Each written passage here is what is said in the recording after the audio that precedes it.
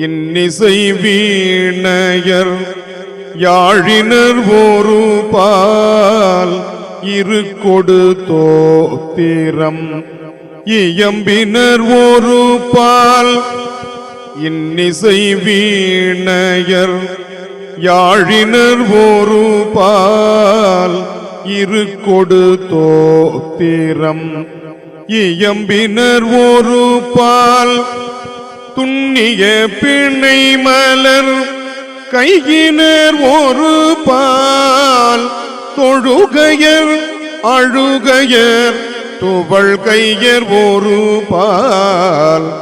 துண்ணிய பிணை மலர் கையினர் ஒரு பால் தொழுகையர் அழுகையர் துவள் கையர் ஒரு பால். சென்னியில் அஞ்சலி கூப்பினர் ஒரு பால் திருப்பெரும் துறை ஊரை சிவபெருமானே.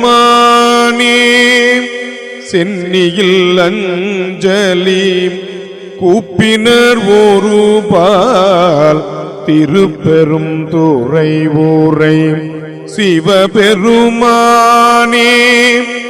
என்னையும் ஆண்டு கொண்டு இன்னருள் புரியும் எம்பெருமான் பள்ளி எழுந்தருளாயே.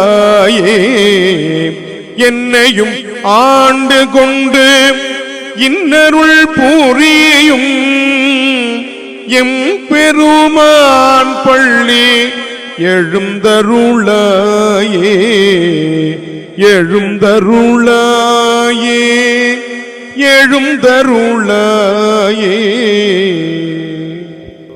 திருப்பள்ளி எழுச்சியில் 4வது பாடல் திருக்கோவிலின் வாசலில் வந்து நிற்கக்கூடிய அடியார் திருக்கூட்டத்தை பற்றி விவரிக்கின்றார் மணிவாசகர். கையில் வீணையோடு ஒரு கூட்டம் வந்து நிற்கின்றதாம். இன்னிசை வீணையர் யாழினர் ஒருபால்.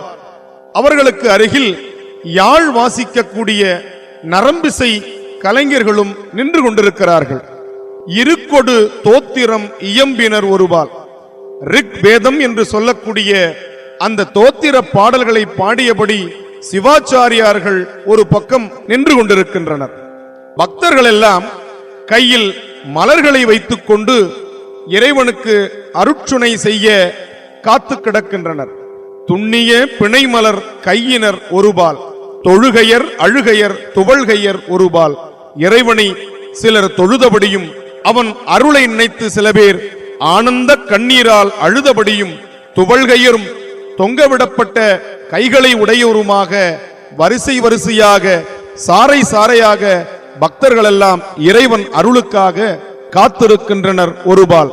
இவர்களுக்கு அடுத்து சென்னியில் அஞ்சலி கூப்பினர் ஒருபால். தலைக்கு மேல் தங்களுடைய கைகளை கூப்பியவாறு பக்தர்கள் வெள்ளம் ஒரு பக்கம் நின்று கொண்டிருக்கின்றன. இப்படிப்பட்ட அற்புதமான அடியார்களை பெற்ற திருப்பெருந்துறை சிவபெருமானே, நீ இவர்களுக்கெல்லாம் அருள் செய்ய காத்திருக்கிறாய். என்னையும் ஒரு பொருளாக மதித்து எனக்கும் அருள் செய்ய வேண்டும், என்னை ஆட்கொள்ள வேண்டும் என்று மணிவாசகர் வேண்டுகிறார். என்னையும் ஆண்டு கொண்டு இன்னருள் புரியும் எம்பெருமான் பள்ளி எழுந்தருளாயே.